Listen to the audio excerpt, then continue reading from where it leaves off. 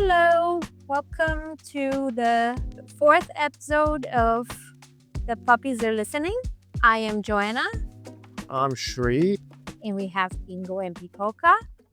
Today, we're going to talk about Chile, the country, not the pepper, where we had the privilege to spend a month back in October, November 2025. Fun fact about Chile, it's 4,300 kilometers long from top to bottom, and people think it's the longest country, but it's actually the second longest country north to south after Brazil. And it's pretty narrow, so when we're traveling, you pretty much have one central road that takes you up and down. We even tried to find coastal roads, but it was not very much available. But it's an incredible country. And like I said, we spent a month there. We had a great time, saw some gorgeous things, and we're going to be sharing a little bit about it today. Do you want to start with where we started our journey in Santiago? Yeah, go ahead. We did a little research on where to stay before we got there because we'd never been to the country and we just wanted to make sure we were in a safe area. So we stayed in Providencia when we got there. And I think it was pretty convenient staying in Providencia. There are a lot of restaurants around and It's very walkable. very walkable area. Not too far from downtown, the old town where we went for a little run out there and that's how we got to the downtown areas. Yeah, it's a good area. We had quite a bit of places to buy food and good restaurants. It did feel very safe. It was close to public transit. Although I will highlight that public transit there, you cannot pay with credit cards, cash only. So I'm talking about the subway specifically. So keep that in mind. That was a little bit inconvenient, but we figured it out. There's also quite a bit of like share bikes, buses, and other ways to get around. Although outside the area that we were in Providencia, I didn't feel like a very bikeable city because there was a long park near where we were, I guess, and then beyond that, I don't recall there being too many bike lanes. Yeah. Yeah, yeah. No, as once we got out of that park area, it was very challenging. We rode the bike once or twice and had to ride the bikes on the sidewalks at some points, and they were crowded. Anytime you got out of the main road, that was like the side roads didn't have much of a bike path, and the cars were not super respectful. So it was a little scary, not super convenient, but people do it, and we saw quite a few people riding bikes there. I was impressed at how massive that city was when we went to the hill, San Cristobal. San Cristobal. Yeah, it was pretty amazing to see how massive the city is and also how flat it is to be nestled amongst the mountains out there. Yeah, you have San Cristobal hill there, which you can take the cable car to go up. It's more touristy, but it's very cute, and you have a really good view of the city and overall, and it's massive. And like you said, I think outside of that, it's pretty flat, and then you can, which is beautiful because then you can always see the Andes on the back, right? You're right. Very pretty. It's a beautiful city. Yeah. The food was pretty good, I thought. Yeah, Santiago had good food. We had good sushi, ceviche. We got there late at night, so the next morning we went for breakfast in the neighborhood. And places says they have breakfast, but they don't have a menu for breakfast, which is really weird. So we asked the woman, "What do you have?" She's like, "Anything." I'm like, "Okay, do you have fruits?" No, no, we don't have fruits. So pretty much they had bread and egg and instant coffee, because that's another huge thing about Chile that I was kind of shocked. They do not drink good coffee. They only drink instant coffee, and they don't drink tea either. We even had a hard time finding coffee filters to make coffee at home. It was quite challenging. So if you are a coffee lover and you're going to Chile, I suggest you bring your some way to make your coffee. I thought the people weren't super friendly like they are in Brazil, but they were very nice in my opinion. When we tried to take the subway and the lady and we didn't have cash on us and we were about to leave and some lady walked up to us and offered to pay our fare so we could take the train. Yeah, that was really nice. And even that vet that we took Pipaka to because he had the eye infection, I think, then Oh, she was she great. she texted you a few times after, right, to see how he's doing. Yeah, she was really good. Yeah, I think overall in Chile for me is like people are really nice. They're not super friendly like Brazil that they're gonna get out of their way and talk and talk and talk. Right. But they're polite and they're nice. I think. Eh, We only spent a few days in Santiago because initially we weren't thinking about staying in big cities much. And then we started driving down. What was the next place we went to? Santa Cruz in Colchagua Valley. That was the one where we rented bikes, I guess, and we biked out to that winery. Hmm. And the wine was pretty good. The wine in Chile The wine in Chile was was really good, as yeah, expected. yeah. That one was good. I mean, we're talking about the wine in Chile, but I think we only went to two or three wineries. But Right. that one was nice. It looked very pretty. The girl was very knowledgeable, showed us around. Mm. I think the wineries and that one inclusive is the experience is a little different than what we're used to in the US, right? You're right. But it Right. was really good and they let us try quite a few of them. We had a good time. Like Santa Cruz, there were a lot of wineries around, but I think a lot of them weren't open because it was Sunday, if you remember, and quite a few that were closed that That day. yeah, we were there for some reason. We got quite a few closed. The town didn't really have much in it besides that. I mean, we were able to rent bikes and bike around, but other than that, there wasn't. It was a very interesting town. We found the lake that was beautiful. That used to be a mine, Right. which you went in. I was a little skeptical because I'm skeptical of lakes that don't have running water and that I cannot see the bottom. But it was beautiful. It was very blue and it was hard to find because Google Map does not work well in Chile or South America in general. So it gives you the wrong directions. It tells you to go to the wrong places. But we did find that. It was called La Mina and it was very pretty. Yeah. After Santa Cruz, we headed down to Chian, correct? I believe so. Chian was. And we say Chian, but Chian is like the bigger city. We were a little bit off, but it was kind of like the main area. We were between Chian and Las Trancas, which is the ski resort area. That's right.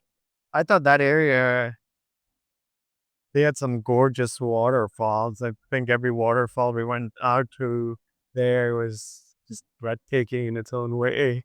Yeah, that area was really beautiful. The waterfalls are really blue and they were cold, and that's part of why probably they were so blue. But they had really interesting rock formations with the river going through really rapidly. The Right, the nature around river there was flowing through the beautiful. rocks. Right? Yeah. Yeah. We stayed in this house that was kind of in the bottom of a valley or something, and it had a river at the bottom too, but it was really kind of scary too. We had a big car, so that helped, but it was tricky to get in and out of there. But it was in the middle of nature. It had a gorgeous area and just you could see the stars and everything. It was beautiful. Right. We went to three different waterfalls there when we were there. We were there 5 days or so, and Yeah. we went to three different waterfalls when we were. All of them were tricky to find. Yeah.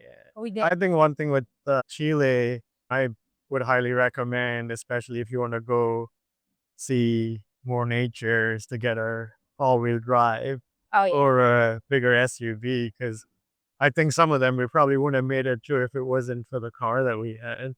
It's hard to go to those areas without a car too, because Some of them we did see trains, but then you get very limited where you go. We ended up renting the car from Santiago instead of taking the train because one, the rental was cheaper from there, easier to find. And then with the dogs, it was always easier to have a car as well. Right. There wasn't great connectivity between the smaller cities and on the train. You're gonna go to one main spot and then it's hard to get around. Yeah. We also went to Las Trancas and we went to that hike. Correct. Yeah, we were trying to find the hot springs that are supposed to be on the top of the mountain. A lot of the things in in Chile, we didn't find the right information online, which was tricky. This was one of them because we went and thought we could just hike to the top of the mountain and find the hot springs in the what's the name of the thing? With The geysers. the geysers. And then when we got there, they had those hotel spas that in the winter they're ski resorts, but they have those pools that they bring the water from the mountains, the hot springs, and they have the pools. That's not what we wanted. So when we started hiking, the guy told us for the hot springs, you can't just go, you have to register because they need to know who is going up the mountain. It's fairly dangerous and much further than what we had initially planned. So we ended up going up. We did see the geysers, but we couldn't go as far as where the hot springs were. I think that said, if I'm not mistaken, you had 8 hours to finish the journey. Yeah, we got there late already. We were not planning for that. So that was a little disappointing. I needed to plan better. Mm. And as we were leaving, driving down from there, we gave a ride to a couple that was trying to get to the little town, which was cool because the guy was actually from Pulcon and he gave us a lot of tips on where to go and told us about it. And it was interesting.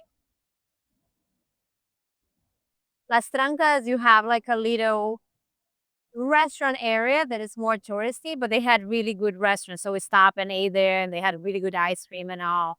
It's very cute, very charming, more expensive than maybe other areas, but it was nice. Yeah. From there, we went to Los Angeles, right? But we stopped at Zaha Waterfall on the way, which was the two separate waterfalls. We were only able to see one side, like it was a twin waterfall. Yes, this massive waterfall that has two sides. One side you can only see from a restaurant or like a hotel. I don't remember what it was. And we were there on the weekend, so they didn't let us in. They're like, no, on the weekends it's only for the guests or something. It was pretty. It was not like a waterfall that you go in and just enjoy. It's very touristy. They have a lot of people selling stuff by there, but it was pretty. It was funny because they had that on the top of the waterfall where the river is. The river is very shallow, right? And then you have all of those families playing with the kids on the water. And you're like, there's this massive waterfall within like 70 or 80 feet. yeah, and you're like, "That's insane," right? They're just like this kid just pause and, like, let itself go or just go down the waterfall.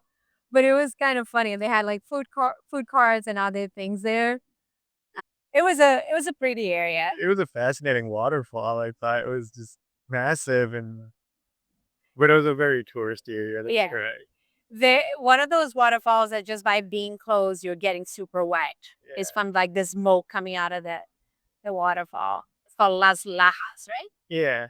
That was interesting. And then from there, we kept on going down to Los Los Angeles. Angeles.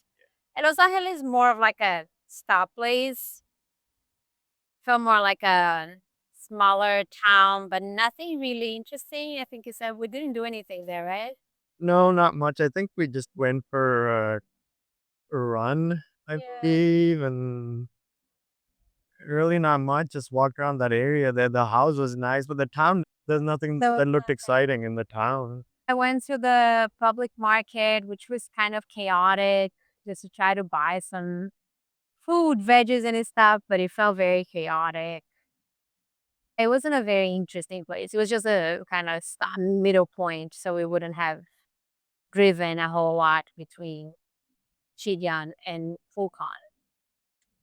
After that, we went to Pucan, which I think was the highlight of our trip. We were there about a week, I believe. Have stayed more. Yeah, should have stayed a little longer, but that town was pretty fascinating. As you get off the highway, you turn on into Villarrica, and we stopped at a little restaurant there, and we had some of the best salmon I've eaten. The salmon was delicious.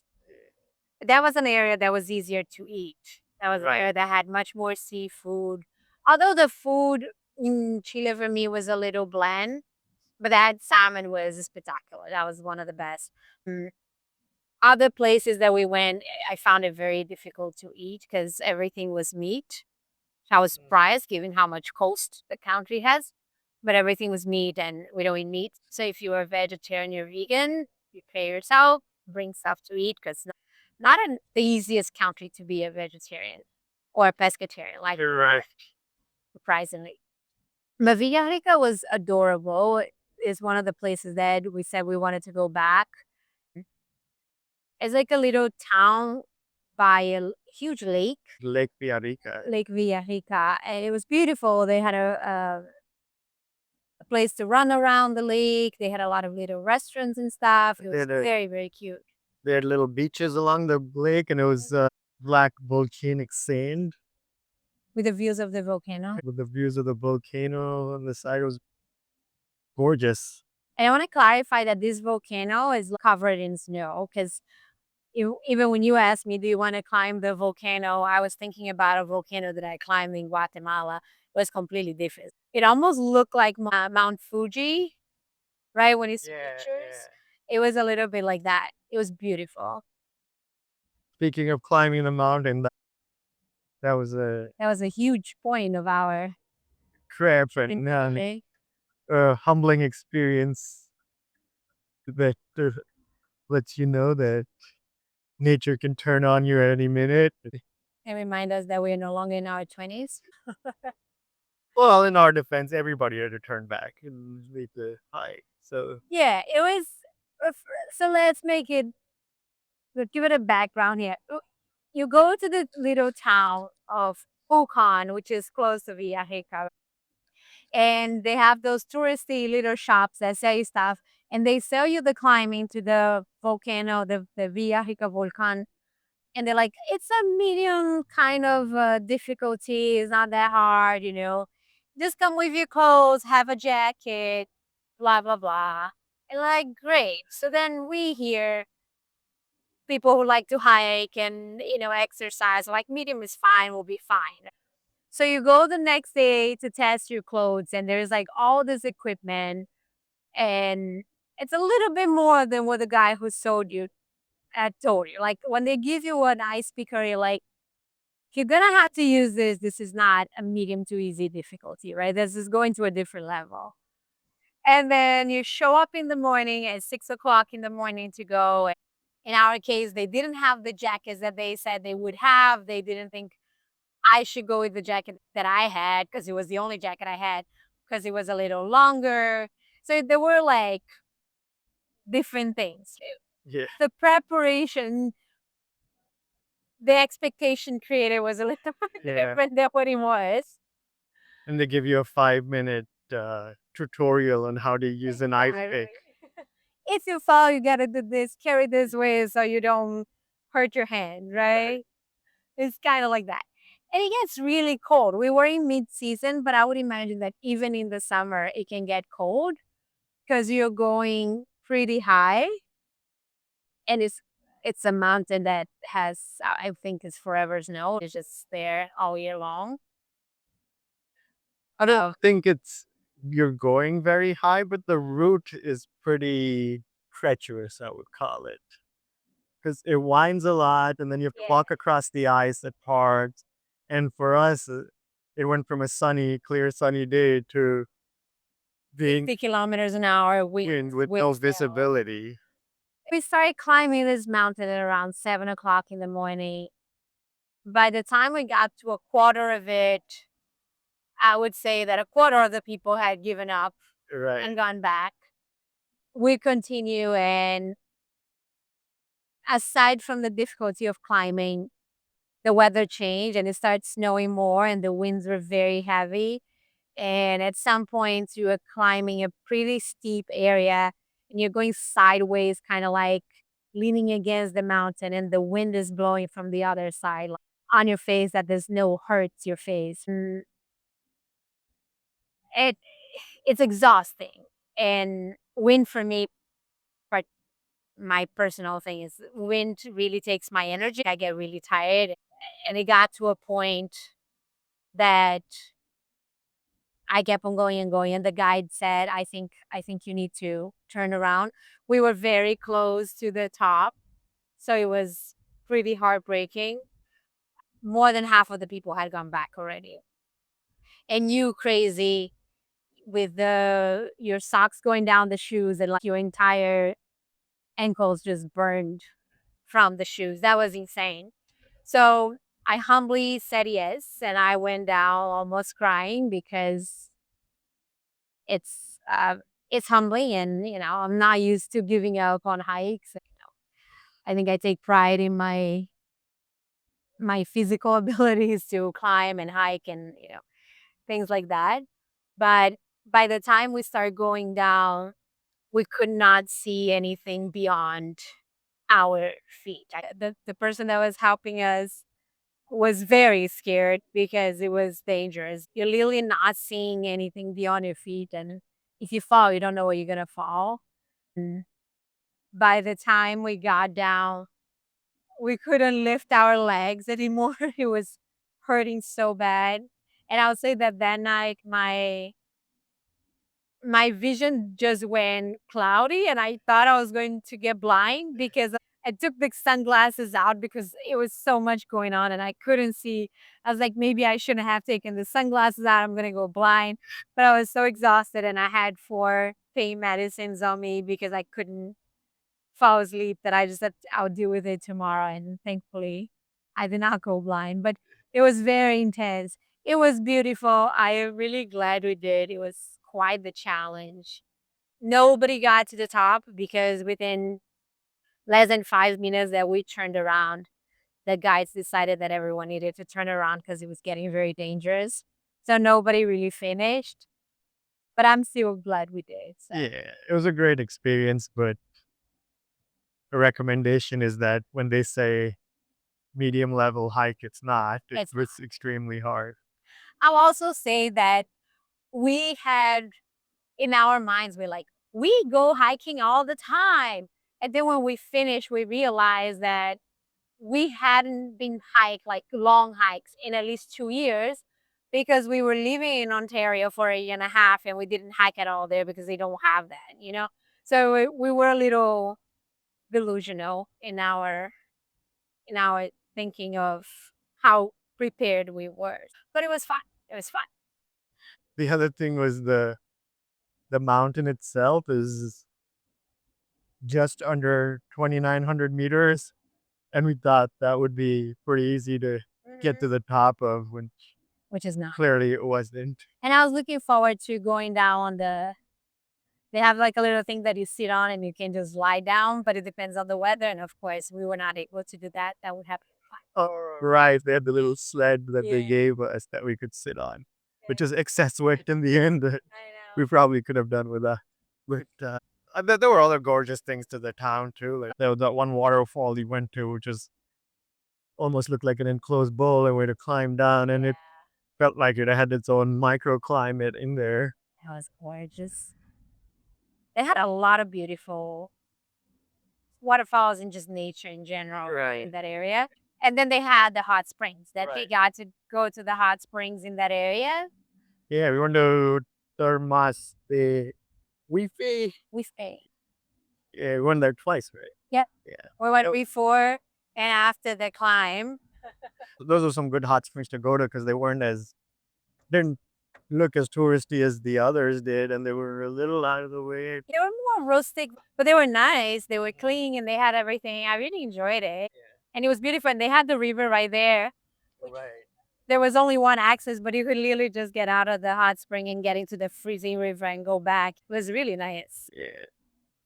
And then Pukon in general. They had that little downtown that you really liked with the little Unsuccessful stars or something. Yeah.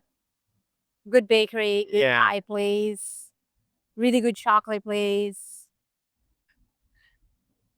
The little town that we were in, they had some great chocolate there too. That was some of the best chocolate they had. It was good. Volcano was a place that we really wanted to go back to and spend more time and maybe go even more south from there because that was as south as we went. After that, we went to Koilemu. That was the wine area in the Itata Valley. We stayed in the dome. In that was my first time staying in a dome house, which is something I wanted to do previously, And it's done, and we don't need to do it again. I didn't enjoy it as much as I thought I would. Eh, It was that area. There was nothing really. We ended up finding that little vineyard that was like a family owned. Mora Reyes. Mora Reyes. Yeah. Yeah. We just stopped by. Again, it's nothing like fancy. There's not like a fancy tasting room. We stopped by and this couple came and the lady came with her niece who is in like in university studying wines and everything. And they were so pleasant, so nice, and they opened like 10 bottles of wine for us to try. Right. Yeah, it opened brand new bottles. All of them, and it was just us. And they're just opening the bottles, and at the end, we decided to buy a bottle, and we went to pay, and I said, "How much was the tasting?" It was like, "Tastings are free, and the bottle of wine is like $7." Like, oh my god! It was a great feasting experience. We got a good tour. Then they sat there with us and gave us a lot of information about the wines. That was another place we tried to go to another winery. Couldn't find I it. couldn't find it on Google Maps. Could not find it. And I don't know if you remember this, when we got there, I told her there are bees on your wall because you could hear the bees. And she was like, "Oh yeah, they live in that wall for like 50 years." How can you? How can this be? The walls are gonna fall, but she was totally okay with the bees living on the wall for 50 years. It was in the wall, right in the middle. Yeah, forgot about that. But other than that, like that area didn't have anything really, right? Well, if you enjoy wineries, I think it was a good area to go. Did you enjoy hunting for wineries? Because you can't find them. I think there were more wineries there than there were in the Colchagua Valley. Even the area we stayed in the dome, that was a winery, but we walked up there and it was hilly with like a lot of wineries around. In my opinion, and you can correct me if I'm wrong, I thought it wasn't very tourist oriented. You have to kind of know your way around. That's how I felt too. I would imagine that it would be more because you have so many wineries, but no. I think wayfinding in general, it was a little bit of a challenge at Yeah. first. So it's fine. Then after that, we went to Pichilemu. Pichilemu on the coast because we figure why not? We should go see the coast, and it was a magical surprise too. I think the beaches in Chile, I thought was fascinating because you have all these volcanoes nearby and all the sand is volcanic. It's the dark volcanic sand on the beaches everywhere. It wasn't that dark there, was it? It was pretty dark. I mean, Not as I thought. Rocks. It's like West Coast, right? Even when you think about West Coast of the United States, like very rocky, and there are more hills, and it's a very interesting view, very cool, topography. very cool rock formations out there along the beach. We both got quite impressed when we got there with how many cactus there are, which we didn't expect it to have so many cactus on the beach area. The water was very cold. There were lots of surfers. We had a few cute little restaurants and areas that we went to where we got, where I bought these jeans, or you got these jeans. Man. It was quite nice. It was touristy, again, more expensive than certain areas because it's more touristy. But we ate well. We had that waffle place right on the beach. There was a restaurant that more like healthy food, more worldly food, and it was really good. Little shops with cute stuff. And by far one of the most gorgeous sunsets I've ever seen. Right. Saw the green flash. You saw the green. Yeah. I got busy with bingo barking. Yeah. But it was absolutely gorgeous with the mountains and the cactus and everything. It was beautiful, beautiful, beautiful. After that, we went to Valparaiso for a few days. Valparaiso was another surprise for me too. I really fell in love with that town. Valparaiso is this coastal town that is all, you can see that is really a port town. Like we drove by a lot. It was it used to be the biggest port, I think, in South America way back in the day before the Panama Canal, because that was one of the stops along the way before they went around the Cape of Good Hope. But Cape of Good Hope, I believe. Yeah, or there's a Cape Horn. We're around the tip of South America. That was usually the stop on the way. So, and I think it kind of died out after they opened the Panama Canal. But it was still very busy. Yeah, it was a busy port. It was a very cool town. Even where we stayed, We say they're really cool. Atensor Baron. I think to start with, it was a really cool building, very sustainable. The building was built against the rocks, against like a little mount. The city is all mountains. It's like all hills.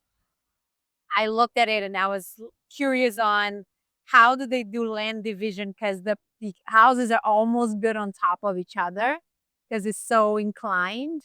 And they just build against those rocks. It's fascinating.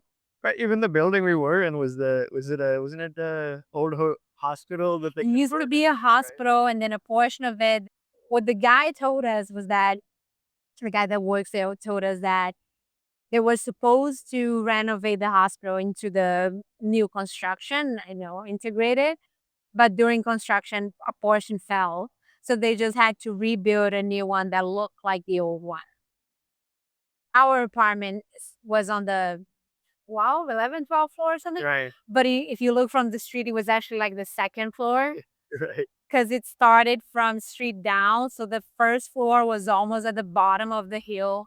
And most of the floors only face the water because there was no apartment on the hillside. So it was a really fascinating place to see. There was also the elevators weren't just one set of elevators because you had to switch elevators to go to the bottom. To some portions of the building, you actually had to go through the pool area, get out of the elevator, go to another elevator, and go down. Because the buildings on the hills wasn't easy to it wasn't they weren't able to do that. That's correct. It was really cool. It was really cool. And then right next door was the ascensor Baron. baron. And ascensor translates into elevator, but it's like those old elevators that would take you up and down the street. And I fell in love with them. They were so cool. I'm like, why don't we use them more nowadays? It's a set of two. They're like two little carts that fit maybe 10 people standing. Right. It was very simple. Very simple wood, made of wood. And or very old structure. Right. I think that was like 120 something years. The oldest one was like the 120-year-old one. The one, 1800, right? right, yeah. The other one we saw in the downtown area, but it was just a mode of transportation for people to get into walking up the hill to get from the bottom to the top. And it worked. It was like 10 cents of a peso to go up or down, like you pay going up, you pay going down. And people take their bikes and when one is going up, the other one has to go down. It's like a balance thing, right? Yeah, with the wheel, yeah. And they had a few throughout the city. They're all road and I love them. And they really save you a lot of time from going around and going up those super steep hills. Right. And you could see all the sea lions just on the pier, down in the water. There's like this nice waterfront. They're rebuilding something, I think, to be like a port for tourism. And this was to start getting cruise ships, I think is what we saw when we were there. Yeah. So they were preparing for that. But then when you walk the little town, it's just like art everywhere. Every building had murals with like art and colors and stuff. It was so fascinating. Those two hills were pretty fascinating with the street art. Cerro Alegre and Concepcion. Yeah. Yeah. And then you're walking and looking at all of this art, and you have this gorgeous sunset on the water with the boats there. And then there are those little shops out of nowhere. I just fell in love with that town. It was very fascinating, very artsy, fascinating town. It was very unique. We were walking that day, we saw the sunset, and then we're just walking around. It got really cold at night, but you had all the teenagers and the young folks just like playing guitar and Mhm. drinking a beer on the street and just talking. It felt very cute. And then there was that really cool coffee shop with the art studio. It was like downtown, and there's this little door, and you go up the stairs, and there's a little coffee shop and a huge art studio. They have, I think he said, over 50 or 60 artists that go there and paint and do everything and sell their art. And they even said that some nights they have live music in the space. It was a very cool place. Yeah. I really enjoyed it there. And then after that, we just went Oh, back. sorry, just to go back. So then there is that, what is the name of the town next to Oh, Viña del Mar. Viña del Mar? So the Right. Valparaiso is right next to Viña del Mar, which is a much more upscale, modern kind of town. We spent some time there, and they had some good restaurants too. It was nice. It was just busier and a little more metropolitan than Right. Valparaiso, I Right. think. Valparaiso had a little more character Yeah, to it.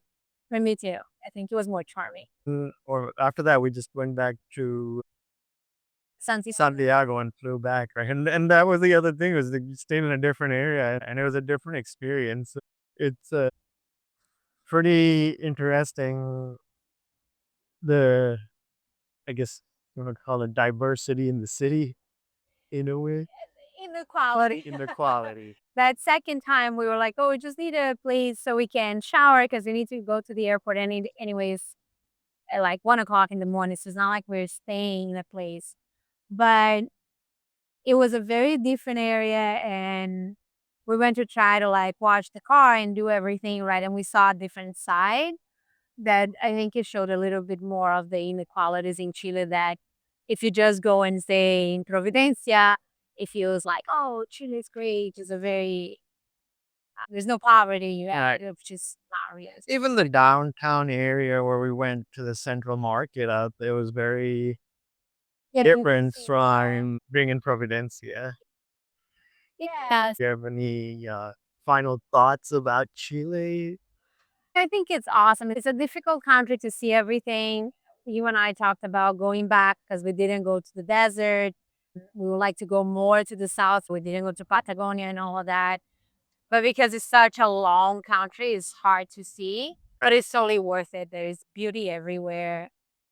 I really enjoyed it.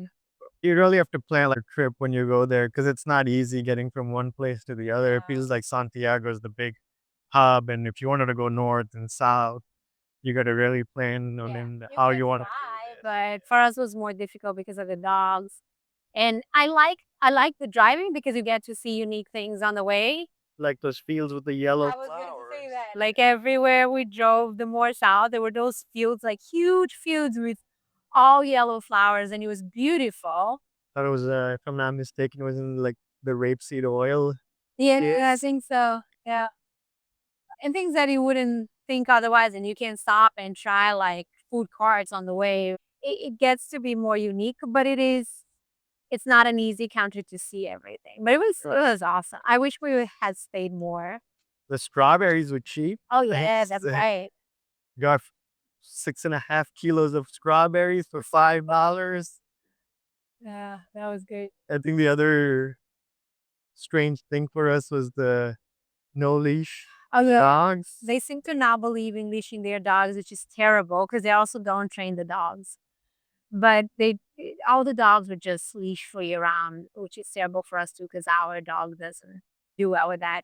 And then the other thing is they smoke. My Oh yeah, they smoked a lot. a lot is one of the biggest problems in Chile is just how much people smoke. I think it's a great country to visit. There's a lot of geographic diversity with you have the ocean on one side, you have the mountains, you got the desert in the north, you got Patagonia in the south. I say in terms of traveling and planning, it sounds like getting a car there was much cheaper than other places like Brazil and Uruguay. And we got a really nice car. Communication is a little tricky, right? Because the car companies are not as direct as you would expect. But everything went well and we didn't have any problems with that. So it was not difficult to drive. It was easy to get an automatic, nice car that we could go Yeah. around. Um, I would say getting a bigger car is probably important depending on what you wanna depending do. on the areas you're Yeah. going, yeah. Overall, it was good. There were a lot of good grocery stores that we were able to buy the things we Yeah. wanted. It was a very good experience. I would totally recommend. Chile is awesome. Okay, I think that was it. Thanks for listening. Thanks for listening. Follow and subscribe.